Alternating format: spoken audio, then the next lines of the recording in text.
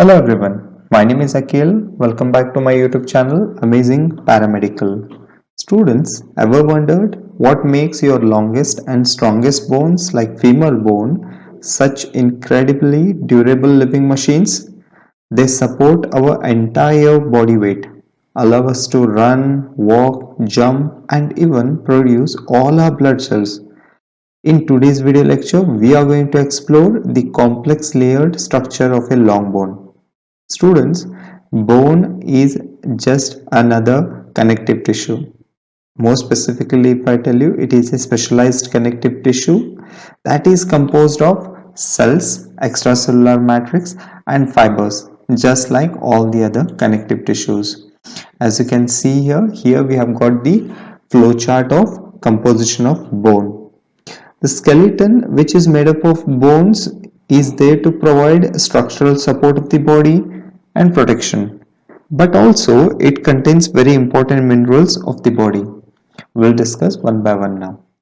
So, the cells that are present in our bone tissue are osteoprogenitor cells, osteocyte, osteoblast, osteoclast.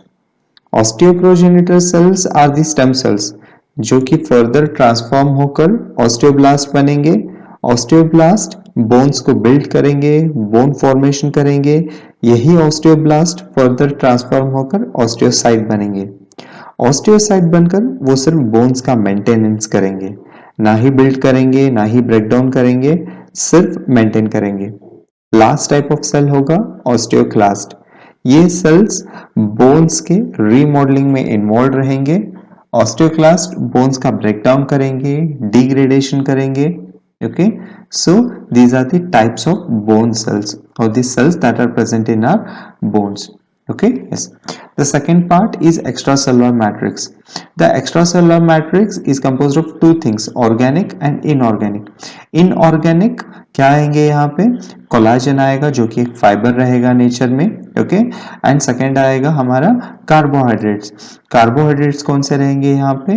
यहाँ पे glycoproteins रह सकते हैं या म्यूकोपॉलीसैकेराइड्स रह सकते हैं या जस्ट पॉलीसैकेराइड्स भी रह सकते हैं या ग्लाइकोसा अमाइनो ग्लाइकन्स भी यहाँ पे रह सकते हैं students. Okay, yes. Inorganic materials में आएंगे हमारे कई सारे मिनरल्स जैसे कि यहाँ पे हमारे कॉपर हो सकता है, जिंक हो सकता है, पोटेशियम, मैग्नीशियम, फास्फोरस, कैल्शियम, ये सारे हो सकते हैं। इन सब में डोमिनेटिंग कौन से रहेंगे? फास्फोरस और कैल्शियम बहुत ज्यादा अमाउंट में प्रेजेंट रहेंगे students. Okay, yes. So this was all about a short introduction about the bone tissue. Okay, so now we'll start with today's topic, that is structure of long bone and anatomy of long bone. Okay, yes. So the long bone is divided into three distinct macroscopic areas. Students, long bone three parts में divided होता है। पहला होता है diaphysis, second epiphysis, third is metaphysis. Okay, as you can see here in the diagram, yes, here we have got the diagram of long bone. Okay, yes. On the top, what all the end part of this bone, okay, जो भी यहाँ पे this end and ये जो end देख रहे हो, इन इसको हम बोलेंगे epiphysis. ओके, जो मिडल का जो भी रीजन रहेगा, जो ट्यूबुलर स्ट्रक्चर रहेगा, इसको हम बोलेंगे diaphysis students. Okay, this part and this part is epiphysis and the middle part will be diaphysis. Okay, the point where the epiphysis and diaphysis meet, okay, जहां पे diaphysis और epiphysis जिस point में meet करेंगे उस point को हम metaphysis करके बुलाएंगे students. Okay, this is actually nothing but the narrow region रहेगा इन दोनों के बीच में, इसको हम मेटाफाइसिस करके बुलाएंगे। Okay, yes. So the diaphysis is the shaft, this is the long tubular central portion. जैसे कि आप लोगों ने देखा वो सेंट्रल पोर्शन था एंड इसका प्राइमरी फंक्शन क्या रहेगा? ये structural support and weight bearing का फंक्शन प्रोवाइड करेगा। जितना भी जो भी स्ट्रक्चरल सपोर्ट रहेगा हमारे बॉडी में या जो भी वेट कैरी करना हो हमारी बॉडी का, वो सारा डायाफाइसिस के ऊपर ही डिपेंडेंट होता है। स्ट्रक्चर इसका कैसे रहेगा? It is composed of thick wall of dense rigid compact bone और कॉर्टिकल बोन। ओके स्टूडेंट्स, हमारे बोन्स में टू टाइप्स के बोन्स रहेंगे, जैसे कि एक स्पॉन्जी बोन करके रहेगा और कॉम्पैक्ट बोन करके रहेगा। स्पॉन्जी बोन उतना थिक नहीं रहेगा, सॉफ्ट रहेगा नेचर में, इजीली ब्रेक हो सकता है, वेयर एज कॉम्पैक्ट बोन बहुत हार्ड रहेगा, डेंस रहेगा स्टूडेंट, जो कि इजीली ब्रेक डाउन नहीं हो पाएगा। Okay, yes. The second part of the bone is epiphysis, the ends. Okay, as I was telling you, जो दो ends मैंने दिखाया आप लोगों को, this end and this end, this will be epiphysis. Okay, yes. These are the expanded round proximal and distal ends of the bone. Okay, these are the distal ends of the bone students, जो कि यहाँ पे proximal end में देखा जाए, this is the proximal epiphysis and distal epiphysis. Okay, yes. The primary function of them is forming joints. Okay इनका primary function क्या रहेगा, ये जॉइंट्स फॉर्म करेंगे या आर्टिकुलेशन करेंगे। जहां पे भी जो भी जॉइंट्स फॉर्म होंगे स्टूडेंट्स, यहाँ पे एक जॉइंट फॉर्म हो सकता है, यहाँ पे और एक बोन के साथ ये मीट करेगा और एक जॉइंट फॉर्म करेगा, यहाँ नीचे से और एक बोन के साथ मीट होकर और एक जॉइंट फॉर्म कर सकता है। सो ये जॉइंट फॉर्मेशन में हेल्प करेंगे, आर्टिकुलेशन में हेल्प करेंगे स्टूडेंट्स। ओके, इनका स्ट्रक्चर कैसे रहेगा, primarily they are composed of spongy bone, that is cancerous bone covered by a thin layer of compact bone. As I was telling you, two types रहेंगे, compact bone और spongy bone. So इनका nature में कैसे रहेगा, ये spongy bone से बने रहेंगे students. As you can see here, ये स्पॉन्जी बोन रहेगा इनके एंड्स में। Okay, yes. The next part is metaphysis, that is the transition zone. This is the narrow region between the diaphysis and epiphysis. Okay, as I was telling you, narrow region रहेगा diaphysis और epiphysis के बीच में. Okay, so that is the narrow region, students. Yes, this is the narrow region here, that will be metaphysis. Okay, yes. So key feature, it contains the epiphyseal line or plate in a child, which is the remnant of cartilage responsible for growing the bone in length. इनका function क्या रहेगा students, metaphysis का, यहाँ पे एक एपिफेजियल line present रहेगा, जो कि एक कार्टिलेजियस लाइन रहेगा, जिसके ऊपर से एक्चुअली ग्रोथ प्रेजेंट रहेगा, जहां से बोन का ग्रोथ कंटिन्यूसली होता रहेगा students. Okay, so like in simple terms if I tell you, bone के ग्रोथ में हेल्प करने वाला ये फैक्टर रहेगा metaphysis. Okay, yes. So this was all about the parts of the long bone. This is the gross anatomy. Now we'll discuss the next part, that is coverings and linings. Now we'll discuss the layers of the bone. Okay, so these membranes protect and nourish the bone. ये layers क्या करेंगे, bone को एक protection provide करेंगे and उसके साथ साथ nourishment provide करेंगे, nutrition provide करेंगे. Okay, so the first layer is periosteum. The first layer is periosteum, that is the outermost layer. Okay, so that periosteum is a tough double layered membrane covering the entire outer surface of the bone except at the joint surfaces. Okay, as you can see here in the diagram, ये जो outer covering जितना भी जो भी यहाँ पे distal diaphysis पे आप लोग देख रहे हो, इसको हम बोलेंगे periosteum. यहाँ पे as you can see here, that is the outer covering, जो यहाँ से slightly इसको निकाला गया है, that is the periosteum, जो outermost रहेगा, बहुत hard रहेगा, dense रहेगा स्टूडेंट्स ये नेचर में. Okay, yes. So the function of this periosteum will be, it provides the nourishment. ये nourishment provide करेगा, जैसे कि blood vessels और nerve innervation इसके through ही होता रहेगा students. Okay, as you can see here in the diagram, yes, here we have got the blood vessel going through them. Okay, जो भी blood vessel है इसके through ही जाएगा यहाँ पे, and even the nerve innervation भी उनके through ही होगा. Okay, so it is a crucial for bone repair. bone repair में इसका रोल प्ले करेगा, and ये attachment जैसे कि टेंडेंस एंड लिगामेंट्स, जो भी टेंडेंस एंड लिगामेंट्स का जो अटैचमेंट होना है एक बोन से और एक बोन को, वो पूरा पेरियोस्टियम के ऊपर ही होगा students. Okay, yes.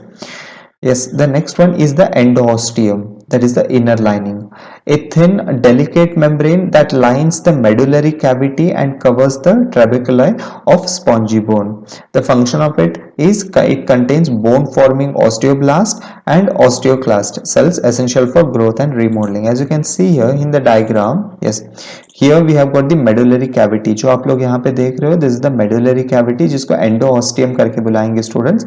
In this endosteum exactly हमारे बोन सेल्स प्रेजेंट होंगे, जैसे कि ऑस्टियोब्लास्ट या ऑस्टियोक्लास्ट रह सकते हैं, वो इधर ही रहेंगे. लाइक बोन का फॉर्मेशन करना है या बोन का ब्रेकडाउन करना, वो इधर से ही होता रहेगा स्टूडेंट्स, और इसको हम मेडुलरी कैविटी कहकर भी बुलाएंगे और एंडोस्टियम करके भी बोल सकते हैं students. Okay, yes. So endosteum is the inner.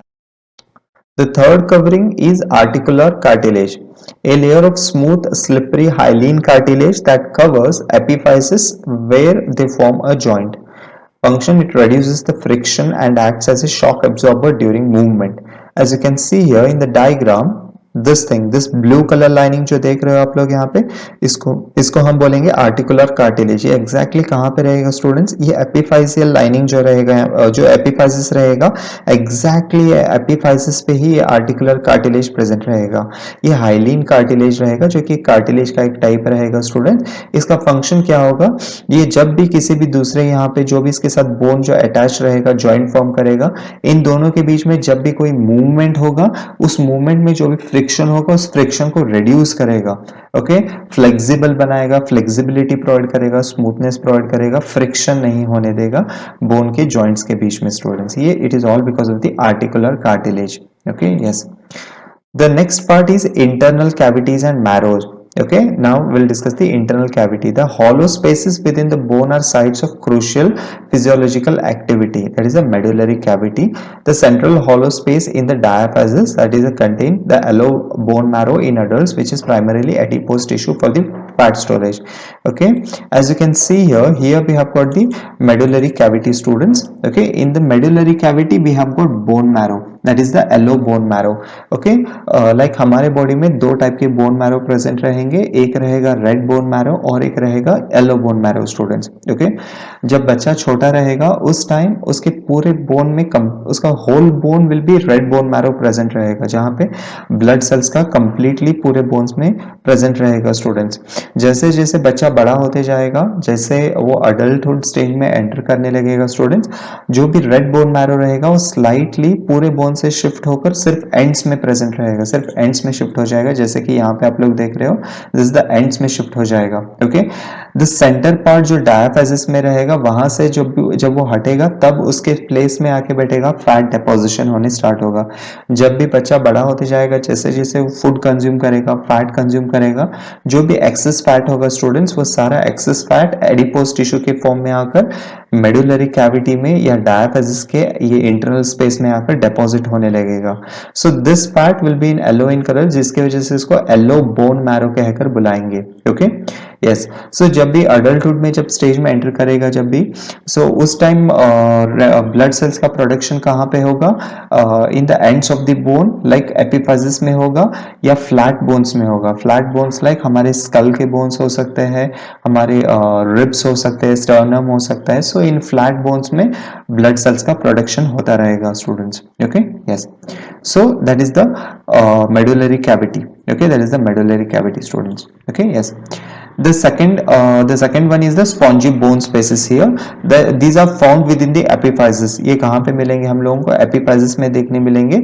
That will contain the red bone marrow. That is the primary site of hematopoiesis. That is the blood cell production. As I was telling you, so here we have got the ends. That is the spongy bone here.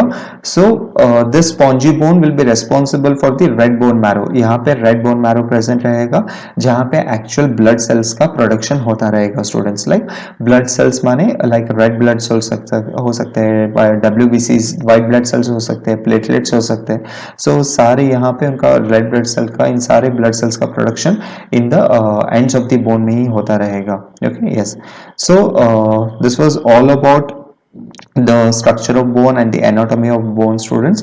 So if you have any doubts or any questions related with this topic, please put them in the comment section. If you have liked this video, please hit the like button and share the video as much as possible. If you are new to this channel, please do subscribe and hit the like button. We'll meet in the next video with more exciting topics. Till then, stay safe, keep sharing, keep learning. Thank you students.